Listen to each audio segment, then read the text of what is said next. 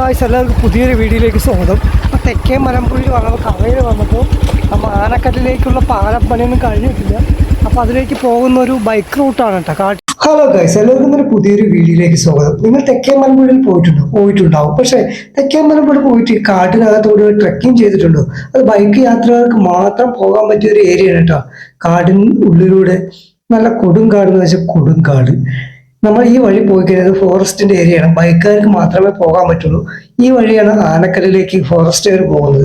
ഒരുപാട് ആനയൊക്കെ ഇറങ്ങുന്ന സ്ഥലമായതുകൊണ്ട് തന്നെ ഒറ്റയ്ക്ക് ആരും പോകാൻ ശ്രമിക്കരുത്. കൂട്ടിന് കൂടെ ആരെങ്കിലൊക്കെ ഉണ്ടാവും. 6 മണിക്ക് ശേഷം ഇതിനകത്തോടൊക്കെ പ്രവേശനമില്ല. അതുകൊണ്ട് പോകുന്നതിന് വളരെ ശ്രദ്ധിക്കുക. നമ്മൾ പോയി കുറച്ച് ദൂരം എത്തിയപ്പോഴാണ് കാട്ടിന്റെ നടുവിലൊക്കെ ഒഴുകി വരുന്ന കുത്തൊഴുക്കിൽ ഒഴുകി വരുന്ന ഒരു കുഞ്ഞൊരു പുഴ കണ്ടത്. പുഴ എന്ന് പറഞ്ഞാൽ ഒന്നൊന്നര വൈബ് കിട്ടുന്ന ഒരു പുഴയാണ്.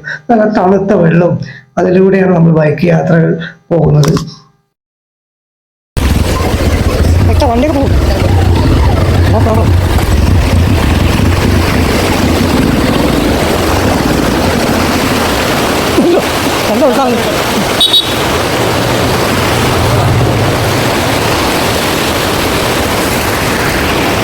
അയ്യോ,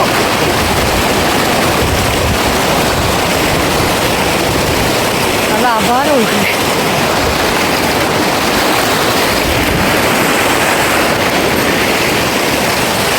വീഡിയോ എടുക്ക്. അമ്മേ,